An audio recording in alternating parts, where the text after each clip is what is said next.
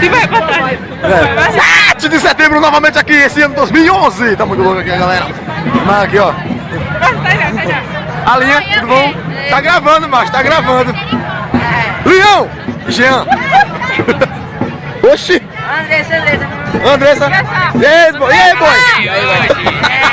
Eita, beleza? Ai, me sincera. Andressa aqui de Sagada parecendo um macho hoje. Gabriel.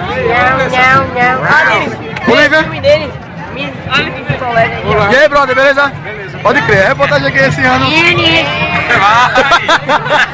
Dá uma espetada, dá uma espetada. Não vai ser do rosto não, tá só por valer. É, tem que filmar a galera aqui, vou tirar a gente daqui, tá ligado? Eu sou intruso aqui. Vem, amigos da Rede Globo. Passa aí pra representar. Tá lá igual. Cadê filmar aí a galera? Pessoa já dali. Tá tirando vai, eu tô tirando foto aqui. Eu quero!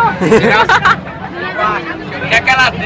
Olha aí, que não é coisa daqui, não é coisa daqui. Tainá, tá filmando.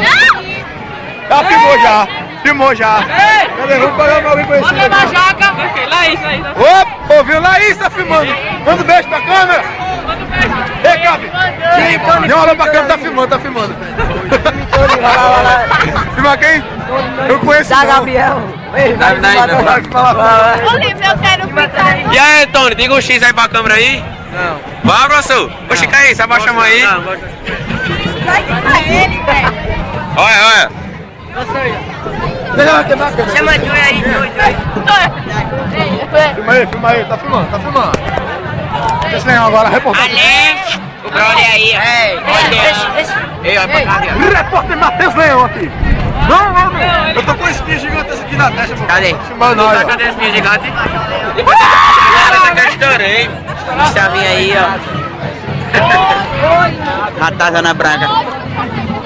Uma galera. Valeu. Quem eu conheço? A gente tá muito cavernosa, a gente tá crescendo ainda.